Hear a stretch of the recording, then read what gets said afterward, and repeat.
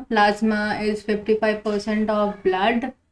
इसके अंदर 3 प्रोटीन्स होते हैं, एल्बुमिन, फाइब्रिनोजेन, ग्लोबुलिन। इसके फंक्शन याद रखने थे। ऑस्मोटिक बैलेंस में हेल्प करता है एल्बुमिन।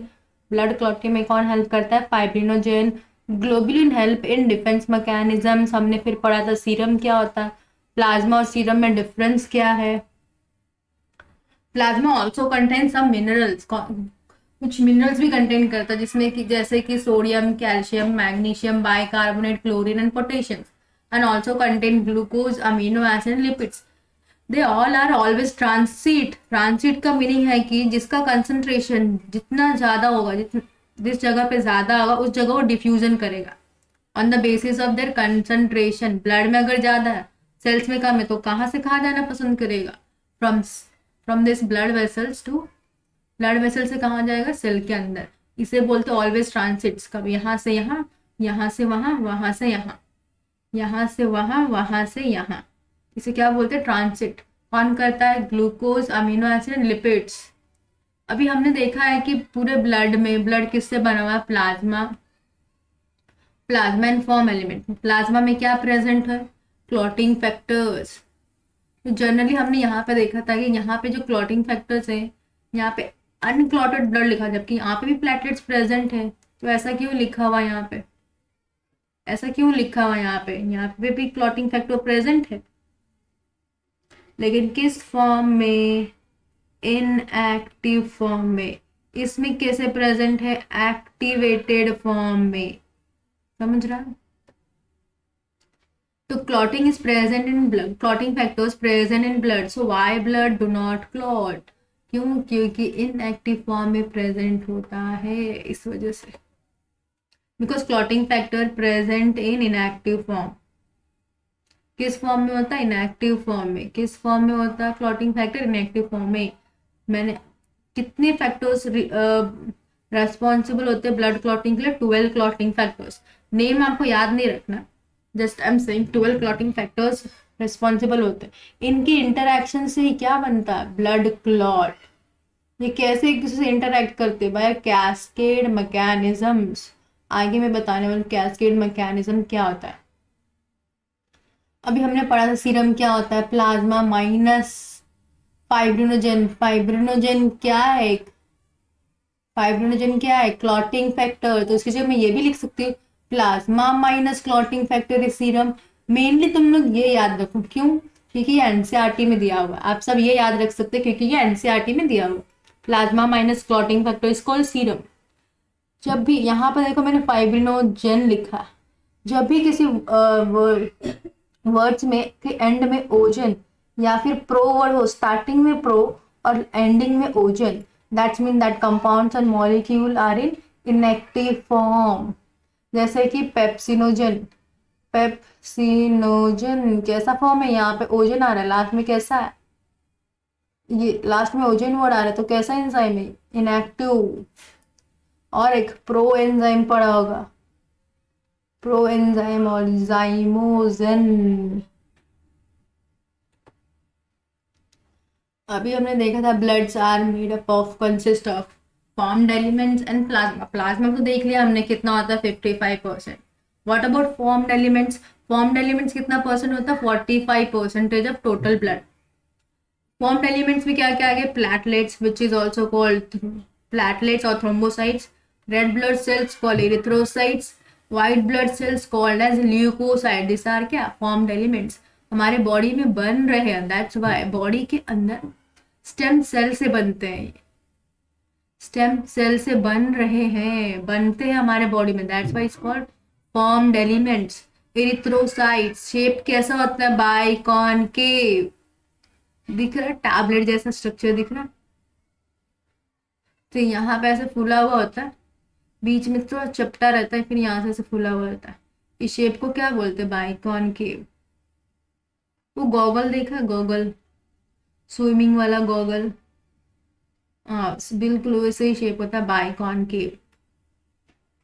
आरबीसी का अगर साइड वाइज देखा जाए तो डायमीटर कैसा था? 7 माइक्रोमीटर। और फॉर्म्ड एलिमेंट्स में most abundant cells is RBC, that is about 95.2% of all blood component. Of all blood component. Most abundant क्या होता है? RBC. Now why it is, यहाँ पे पढ़ेंगे, यहाँ पे दिख रहा है शेप कैसा है, ये बाइकॉनकेव। साइड वाइज कैसा है? वो थिक है, लेकिन मिडल में आते ही कैसा? चपटा। लेकिन हमने तो पढ़ा मिडल में क्या प्रेजेंट होता है? न्यूक्लियस। तो इसके अंदर न्यूक्लियस होगा नहीं, devoid. RBC is devoid of nucleus. क्यों? अब इसका क्वेश्चन होता है क्यों डिवॉइड ऑफ न्यूक्लियस क्यों है? इट्स प्रोवाइड स्पेस, जगह प्रोवाइड करेगा। किसके लिए? एक पिगमेंट के लिए, जिसका नाम क्या है? Haemoglobin, which name was haemoglobin. क्यों ये इतना इंपॉर्टेंट है क्या? हाँ इंपॉर्टेंट है। क्यों? रेस्पिरेशन और एक्सचेंज ऑफ गैसेस में कौन हेल्प करता है? पूरे सेल तक ऑक्सीजन कौन लेके जाता है? ये आरबीसी। आरबीसी के अंदर कौन सा मॉलिक्यूल है? हीमोग्लोबिन। प्रोटीन, नॉट मॉलिक्यूल, ये प्रोटीन है, कॉम्प्लेक्स प्रोटीन, जो क्या करता है? पूरे सेल्स को क्या देता है? Oxygen. That's why it's necessary, बहुत ही इंपॉर्टेंट है हीमोग्लोबिन। दैट्स वाई आरबीसी के अंदर क्या नहीं होता? Nucleus. That's why human RBC, most of the mammals of RBC are devoid of nucleus. Devoid का मीनिंग होता है, यहाँ पे देखो लिखा हुआ है मैंने, devoid, that is absence of nucleus नहीं होता। लेकिन अडल्ट ह्यूमन काउंट कितना होता है? 5 to 5.5 million per millimetre cube of blood, ये याद रखना है। 5 to 5.5 नॉर्मल ब्लड काउंट होता है ये। फीमेल में थोड़ा लेस देखने मिलता है, 4.2 to 4.6 million per millimetre cube of blood, ये फीमेल का। मेल में तो दैट इज 5.3 to 5.5, 5.3 to 5.6 होता है, but this is given in NCERT, तो you have to be remember that 5 to 5.5 million per millimetre cube of blood of RBC.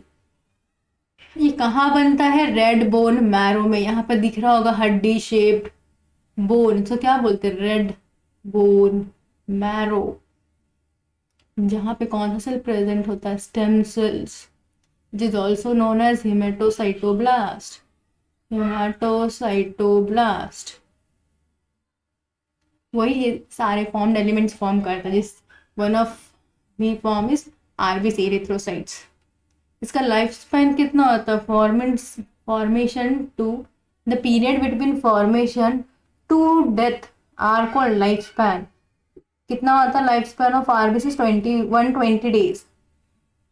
अभी कुछ ऐसा जरूरी तो नहीं कि सारे सेल्स हमेशा जिंदा ही रहेंगे, कुछ वर्न आउट भी हो जाते हैं, चोट लग जाती है, इंजर्ड हो जाते हैं, that cells are called worn out RBC. और फिर उन्हें जैसे हम ह्यूमन बींग्स में दफनाया जाता है, वैसे ही आरबीसी भी जब मर जाता है एक बार, या फिर डेड हो गया, वर्न आउट हो गया, इंजर्ड हो गया, तो वो भी कहाँ जाता है? ग्रेव यार्ड में। ग्रेव यार्ड का मीनिंग होता है शमशान। शमशान of RBC is spleen. Graveyard of RBC is spleen and liver, ये याद रखना है। डिवॉइड ऑफ न्यूक्लियस, अभी क्यों डिवॉइड ऑफ न्यूक्लियस होता है? अभी मैंने बताया exactly just, it provide space किसके लिए? हीमोग्लोबिन के लिए। अभी हीमोग्लोबिन के लिए क्या प्रोवाइड करता है? स्पेस। अभी मैंने बताया डिवॉइड ऑफ न्यूक्लियस होता है मोस्ट ऑफ द मैमल्स के जो आरबीसी होते हैं न्यूक्लियस नहीं होते, लेकिन 2 एनिमल्स है, एक्सेप्शन है यहाँ पे। वन तो कैमल, हम जानते हैं कैमल को, और दूसरा एनिमल है इलामा। यहाँ पे मैंने पिक्चर इलिस्ट्रेट किया हुआ है इलामा का, which is some species like a camel, but height में छोटा होता दिख रहा होगा स्ट्रक्चर्स में यहाँ पे। Also, RBC do not have mitochondria. Mitochondria, which is also known as powerhouse of a cell. क्या बोला था? Powerhouse of cell. Powerhouse of cell. यहाँ पे कौन सा रेस्पिरेशन देखने मिलता है? एरोबिक। एरोबिक, क्योंकि ऑक्सीजन तो यहीं पे आता है ना माइटोकॉन्ड्रिया में। तो आरबीसी के पास माइटोकॉन्ड्रिया नहीं होता, तो कौन सा रेस्पिरेशन शो करता है? एनेरोबिक। कौन सा रेस्पिरेशन शो करेगा? Anaerobic respiration. एनारोबिक रेस्पिरेशन कौन क्या होता है? ग्लाइकोलिसिस। सिर्फ ग्लाइकोलिसिस किस में देखने मिलेगा? आरबीसी में। कौन सा रेस्पिरेशन देखने मिलता है? एनारोबिक। अभी white is red in colour, red colour का होता है, इसलिए that's why we call them is red blood cells. अभी रेड कलर क्यों होता है, क्योंकि इसके अंदर आयरन कंटेनिंग कॉम्प्लेक्स प्रोटीन होता है, आयरन कंटेनिंग कॉम्प्लेक्स प्रोटीन, और कोई नहीं, हीमोग्लोबिन ही है। हीमोग्लोबिन एक कॉम्प्लेक्स प्रोटीन है, सेंटर में एक स्ट्रक्चर होगा जो आयरन से बना हुआ है, और साइड में क्या होंगे, 4 ग्लोबुलिन चेन बनते हैं। हीम वर्ड रिफर करता है आयरन को, और 4 ग्लोबुलिन चेन होते हैं जिसके अंदर से 2 अल्फा चेन होता है एंड 2 बीटा चेन होता है। ये किस में हेल्प करता है, रेस्पिरेशन में, मैंने बताया था। जब लोग रेस्पिरेटरी सिस्टम पढ़ेंगे तो देखेंगे रेस्पिरेशन में कौन हेल्प करता है, हीमोग्लोबिन। एक हेल्दी इंडिविजुअल में कितना हीमोग्लोबिन होना चाहिए, हेल्दी इंडिविजुअल में कितना ग्राम हीमोग्लोबिन होना चाहिए, दैट इज 12 to 16 ग्राम पर इंडिविजुअल। हर इंडिविजुअल में, हर एक हेल्दी इंडिविजुअल में कितना होना चाहिए, 12 to 16 ग्राम। और आरबीसी कितना होना चाहिए, 5 to 5.5 million per millimetre cube. यहाँ पे दिख रहा होगा RBC, WBC, platelets. Formation of RBC whenever ओयोसिस आएगा यहाँ पे, फॉर्मेशन ओयोसिस, उसका मीनिंग क्या होता है, फॉर्मेशन। किसका फॉर्मेशन, इरिथ्रोसाइट्स का। That is formation of RBC is called erythropoiesis. Increase in number of RBC, number ज्यादा बढ़ गया, ज्यादा हम लोग वर्ड किसको रिफर करते हैं, poly, many, polycythaemia. Increase in number of RBC, decrease in number of RBCs are called erythrocytopenia. Openia is used for decrease in number. Decrease in number, किसका decrease हो रहा है number, erythrocytes का, that's why it's called erythrocytopenia. Now we will go for WBC which is also known as leukocytes. ये range याद रखना, count कितना होता है पर मिलीमीटर क्यूब ऑफ ब्लड, कितना 6000 to 8000, 6000 to 8000 WBC पर मिलीमीटर क्यूब ऑफ ब्लड। अभी WBC हमने देखा था कैसा होता है, आरबीसी देखा था कैसा होता है, रेड कलर। वही WBC कैसा होता है, कलरलेस, व्हाइट कलर का। स्ट्रक्चर में देखा होगा यहाँ पे व्हाइट कलर, यहाँ दिख रहा है, ये व्हाइट कलर क्या है, WBC। व्हाइट कलर का क्या है, ये WBC। तो they are colourless, they are colorless and nucleated. जबकि आरबीसी कैसा होता है, नॉन न्यूक्लिएटेड। एक और फंक्शन है WBC का, that's they perform diapedesis. Diapedesis का मीनिंग होता है कि यहाँ पर जो सेल्स के एंडोथेलियम के बीच में जो पोर्स होते हैं वहां से आरबीसी क्या इजिली रिमूव कर जाते हैं, जैसे अमीबा एकदम रिमूव हो जाता है। Diapedesis, which is also known as amoeboid movement,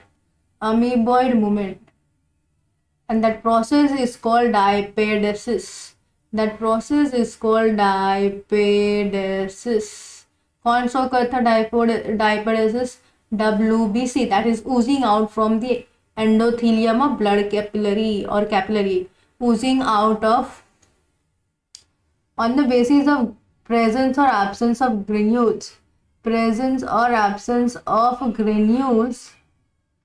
WBC are divided into 2 type, granulocytes, जिस साइटोप्लाज्म, जिस WBC के सेल्स में ग्रेन्यूल्स प्रेजेंट होंगे, दो सेल्स आर कॉल्ड ग्रेनुलोसाइट्स, और जिसमें एब्सेंट होंगे दो सेल्स आर कॉल्ड अग्रेनुलोसाइट्स। यहाँ स्ट्रक्चर में दिख रहा है न्यूट्रोफिल्स, कैसे दिख रहे हैं, ग्रेन्यूल्स। यहाँ पे रेड कलर के ग्रेन्यूल्स दिख रहा है, ब्लू कलर के ग्रेन्यूल्स दिख रहे हैं, दिस आर ये न्यूट्रोफिल, बेसोफिल, इसिनोफिल क्या है, ग्रेनुलोसाइट्स।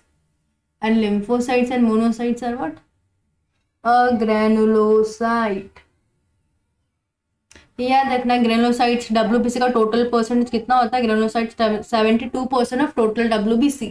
टोटल पूरे 6000 to 8000 WBC में कितने ग्रेनुलोसाइट्स होते हैं, 72%। और यही 6000 to 80000 में कितने अग्रेनुलोसाइट्स होते हैं, 28। They can ooze out from the endothelium pore.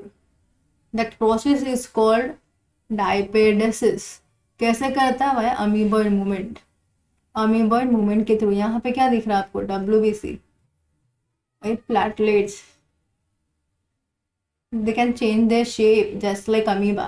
That's why ये शॉर्ट लिव होते हैं, जबकि आरबीसी में देखा था हमने 120 डेज, आरबीसी का लाइफ स्पैन होता है 120 days. It is short-lived, die within the week, that is 2 to 3 days. Within the weeks 2 to 3 days इसका लाइफ स्पैन होता है.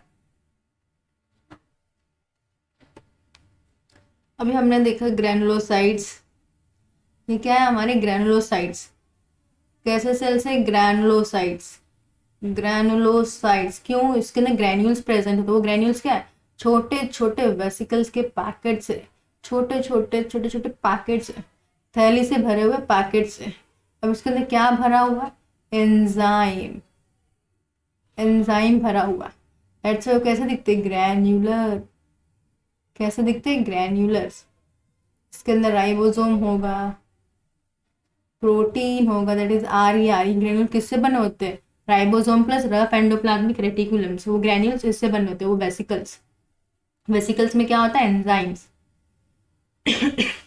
सॉरी. न्यूट्रोफिल्स ऑन परसेंटेज याद रखना. Neutrophil granulocytes divided further into 3 types on the basis of किस पे, die. किस dye से हम उसे डाई कर रहे हैं, न्यूट्रल से, एसिडिक से या बेसिक से. अगर न्यूट्रल है न्यूट्रोफिल्स. इओसिनोफिल हम लोग एसिड से डाई करते हैं, एसिड डाई से डाई करते हैं. That's why that is eosin, एक एसिडिक डाई है. Basophils are basic. Basic dye से हम इसे डाई करते हैं. Some most common example is methylene blue. इसको किस बेसिस पे classify on the basis of dye. किस डाई से हमने इसे कलर किया है, किस कलर से हमने इसे डाई किया हुआ, एसिड से, बेसिक से या न्यूट्रल से. न्यूट्रल फिल तो ऐसे. न्यूट्रोफिल कितना परसेंटेज होता है ग्रैनुलोसाइट्स में, 60 to 65 से याद रखना, क्योंकि ये प्रीवियस ईयर नीट का क्वेश्चन है यहाँ से कि लीस्ट अबंडेंट डब्ल्यूबीसी कौन सा होता है, बेसोफिल्स. न्यूट्रोफिल्स कितना परसेंटेज होता है, 60 to 65. Eosinophils 2 to 3%. Basophils 0.5 to 1%. याद रखना कितना परसेंटेज होता है. Most abundant WBC is neutrophil, that is 60 to 65%. Least abundant WBC is basophil. अभी न्यूक्लियस कैसा होता है न्यूट्रोफिल में, multi nucleated. Multi, that's why it's called PMNL, poly morpho nuclear leukocytes. poly मतलब many, morpho structures.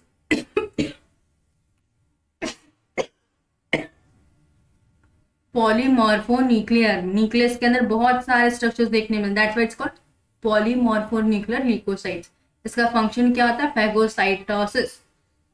I will explain phagocytosis process किसे बोलते हैं. Eosinophils कब रिलीज होता है, एलर्जिक कंडीशन. जब भी कोई एलर्जी हो जाता है, किसी चीज से एलर्जी होती है, जो हमें सिम्टम्स दिखने लगते हैं वो किस वजह से होता है, बॉडी में क्या रिलीज हो जाता है, इओसिनोफिल्स. और इसका न्यूक्लियस कैसा होता है, बाइलोब्ड. ये याद रखना. बेसोफिल्स क्या, लीस्ट अबंडेंट डब्ल्यूबीसी क्या सीक्रेट करता है, याद रखना है क्योंकि क्वेश्चन आता है इस पे नीट में.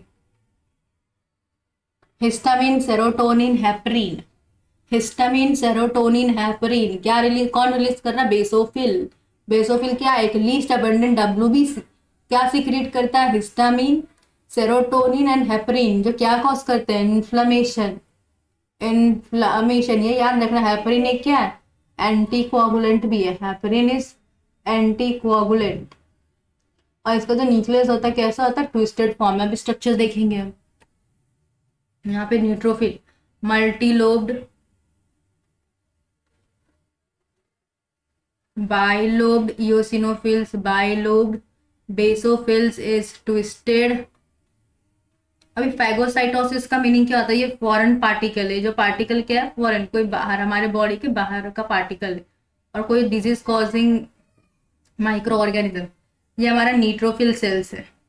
ये क्या करता है, उसको एनगल्फ कर लेता है. एनगल्फ पूरी तरीके से निगल जाता है और अंदर ही अंदर क्या करता है, इसको डाइजेस्ट कर देता है. तो ये क्या हो गया, एक डिफेंस मैकेनिज्म हो गया. हमारे बॉडी को बाहर डिजीज कॉजिंग माइक्रो ऑर्गेनिज्म से प्रोटेक्ट कर रहा है हमें. इस प्रोसेस को क्या बोलते हैं, फैगोसाइटोसिस. फेगोसाइटोसिस एक और सेल शो करता है विच इज मोनोसाइट्स। मोनोसाइट्स क्या है? एक अग्रेनुलोसाइट्स है। क्या है? अग्रेनुलोसाइट्स। देखते हैं यहाँ पे अग्रेनुलोसाइट्स डब्ल्यूबीसी का टोटल कितना होता है? 28%। ग्रेनुलोसाइट्स कितना होता है? ग्रेनुलोसाइट्स 72% होता है। तो अग्रेनुलोसाइट्स कितना होगा? 28। इसके अंदर ग्रेन्यूल्स एब्सेंट होते हैं इस वजह से। It will divide into two, lymphocytes and monocytes. इसका न्यूक्लियस कैसा होता है? Kidney shape. लिम्फोसाइट का न्यूक्लियस कैसा होता है? Spherical shape. ये शेप किसका है? न्यूक्लियस का। किडनी शेप क्या प्रेजेंट होता है मोनोसाइट्स में? न्यूक्लियस। अभी लिम्फोसाइट्स टू पार्ट्स में डिवाइडेड, वो कि on the basis of what, कि वो कहाँ पर जाके मैच्योर हो रहा है। बनता तो सारे सेल्स रेड बोन मैरो में। On the basis of their maturation lymphocytes divided into two parts, two types, classified into two types, T lymphocytes and B lymphocytes। बने रेड बोन मैरो में, लेकिन मैच्योर होने के लिए कहाँ चले गए? थाइमस में। उस लिम्फोसाइट्स को क्या बोला? T lymphocytes. बने बोन मैरो में और मैच्योर भी कहाँ हो रहे? बोन मैरो में। ऐसे लिम्फोसाइट्स को क्या बोला? B lymphocytes. क्या बोला? B lymphocytes. अभी टी लिम्फोसाइट्स बहुत सारे सेल्स प्रोड्यूस करता है जो फॉरेन पार्टिकल को किल करेगा, उसे killer cells. Helper cell help करेगा किल करने में। सप्रेसर सेल्स, अभी जितने भी फॉरेन पार्टिकल थे सब मर गए, सबको मार दिया किलर सेल ने। अभी इसका रिलीज कम करना है किलर सेल का, तो सप्रेसर कुछ तो, कौन से सेल्स, कोई सेल्स तो होने चाहिए ना तो सप्रेस करे। That's why suppressor cells. अभी पहला जो फॉरेन पार्टिकल आया था वो क्या कॉज करता है? जॉन्डिस। अब फिर से दूसरी बार अगर वो आएगा हमारे बॉडी में तो पहले से एंटीबॉडी रेडी होगी हमारे पास। दैट्स वाई इसके लिए क्या है हमारे सेल्स, हमारे लिम्फोसाइट्स में? Memory cells. तो टी लिम्फोसाइट्स क्या प्रोवाइड करता? टी लिम्फोसाइट्स क्या प्रोवाइड करता है? Cell mediate immunity. Cell mediate immunity. और बी लिम्फोसाइट्स क्या प्रोवाइड करता है? Humoral immunity.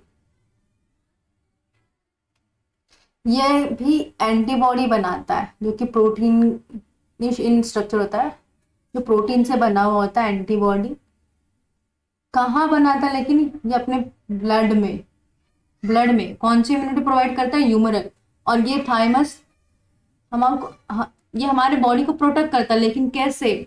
सेल प्रोडक्शन से। ये सारे सेल बनाता है, फिर ये सारे सेल्स काम करते हैं, इसलिए इसे क्या होता है? Cell mediated immunity.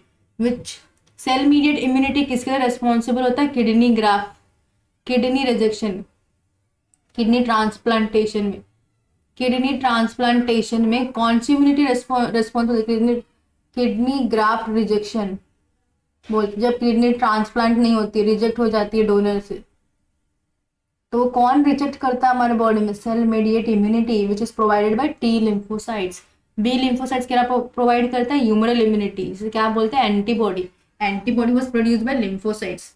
मोनोसाइट्स को क्या करता है? फैगोसाइटोसिस। इसका सेल कैसा होता है? किडनी शेप का ऐसा। और लिम्फोसाइट्स का सेल्स कैसा होता है? Spherical, large spherical. दोनों ही किसके लिए रेस्पॉन्सिबल है? हमारे इम्यून रिस्पॉन्स के लिए। lymphocytes and monocytes are responsible for immune response। अभी जैसे आरबीसी में पढ़ा था, same as it is WBC में, increase in WBC is called leucocytosis. ये टर्म याद रखने, leucocytosis. Decrease in number of RBC is called leucopenia. ओपेनिया मैंने बताया था। Decrease in number of WBC called leucopenia. Uncontrolled, यहाँ पे जब वर्ड आएगा अनकंट्रोल ग्रोथ ऑफ डब्ल्यूबीसी को लीड्स टू ब्लड कैंसर। क्या कॉज करेगा? Blood cancer. ये अनकंट्रोल कैसे होगा? किसी सेल्स में म्यूटेशन होने की वजह से क्या फॉर्म होता है? ट्यूमर। और ट्यूमर बढ़ने लगता है, जिस वजह से क्या हो जाता है? पूरे ब्लड में जो ट्यूमर है ना फैल जाता है, तो इसे क्या बोलते हैं? Malignant tumour. मैलिग्नेंट ट्यूमर हम लोग पढ़ेंगे इसे डिटेल में in human health and disease chapter में। अभी इतना याद रखने कि uncontrol growth of WBC leads to what? Blood cancer which is also known as leukaemia, leukaemia. अभी प्लेटलेट्स और थ्रोम्बोसाइट्स ये फॉर्म्ड एलिमेंट्स है, ये भी फॉर्म्ड एलिमेंट्स है, बना हुआ है कौन से सेल से, ये भी फ्रैगमेंट्स है। ये जो देखा था स्ट्रक्चर में, ये क्या है, फ्रैगमेंट्स है। किसके फ्रैगमेंट्स है, एक आर रेड बोन मैरो में एक सेल्स होता है, स्पेशलाइज सेल, जिसे क्या बोलते हैं, मेगाकारियोसाइट्स। यहाँ पे लिखा है मैंने मेगाकारियोसाइट्स। क्या होता है मेगाकारियोसाइट्स, ये रेंज सबके याद रखने हैं। नॉर्मल ब्लड प्लेटलेट्स काउंट कितना होता है, 1.5 लाख। अगर नंबर नहीं याद रखे तो ऐसे याद रखो, 1.5 lakh to 3.5 lakh, 1.5 lakh to 3.5 lakh platelet per millimetre cube of blood. ये क्या है, नॉर्मल प्लेटलेट काउंट है। प्लेटलेट्स क्या है, थ्रोम्बोसाइट्स क्या है, एक फ्रैगमेंट है जो किससे बना हुआ है, एक specialise cells of bone marrow, उसे क्या बोलते हैं, मेगाकारियोसाइट्स। और ये क्या रिलीज करते हैं, वैरायटी ऑफ सब्सटेंस, जो किसमें हेल्प करता है, कोआगुलेशन ऑफ ब्लड। उसमें से एक सब्सटेंस क्या होता है, फाइब्रिनोजेन। और फाइब्रिनोजेन तो हमें पता है क्या होता है, क्लॉटिंग फैक्टर, क्लॉटिंग फैक्टर। तो कौन रिलीज कर रहा है, ये प्लेटलेट्स ही थ्रोम्बोसाइट से रिलीज करते हैं। तो कितने फैक्टर ऐसे ये रिलीज करता है, 12 फैक्टर्स, बहुत सारे फैक्टर रिलीज करता है, जिसके अंदर से 12 फैक्टर्स किसके लिए रेस्पॉन्सिबल होते हैं, ब्लड कोआगुलेशन या decrease in number of platelet. Same question, इसे क्या बोलेंगे, थ्रोम्बोसाइटोपेनिया। ओपेनिया इसे डिक्रीज वर्ड के लिए यूज किया जाता है, थ्रोम्बोसाइटोपेनिया। अगर डिक्रीज हो गया हमारे ब्लड से प्लेटलेट्स कमी होगी, प्लेटलेट्स की कमी होगी तो क्या होगा, ब्लड क्लॉट होगा नहीं, ब्लड क्लॉट नहीं हो पाएगा तो छोटे से चोट, small injury will cause what, small injury से भी क्या कॉज होगा, ज्यादा से ज्यादा ब्लड लॉस हो जाएगा बॉडी से। Excessive loss of blood lead to a disorder called haemophilia. पढ़ा होगा जेनेटिक्स में हीमोफीलिया। अभी ये पढ़ा था हमने कि ये जो 12 फैक्टर्स हैं जो रेस्पॉन्सिबल है क्लॉटिंग के लिए, वो एक दूसरे से इंटरैक्ट करते, कैसे इंटरैक्ट करते हैं, उस प्रोसेस को बोलते हैं कैस्केड मैकेनिज्म, कैस्केड मैकेनिज्म। जैसे वो साइकिल, यहाँ पे एक साइकिल का पूरा गैरेज रखा हुआ है, साइकिल लाइन से रखी हुई है। तो अगर मैं एक को यहाँ पे धक्का मारूं तो सारे साइकिल लाइन से गिरते जाएंगे, तो एक को भी अगर मैंने धक्का दिया तो सारे गिरते जाएंगे।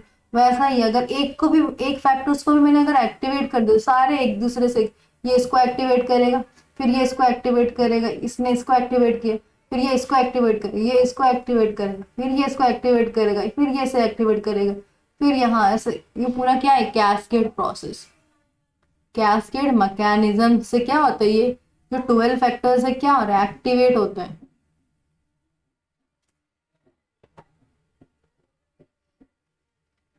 सो अभी इतना ही। नाउ इन इसके बाद हम देखने वाले हैं कोआगुलेशन कैसे होता है बॉडी में।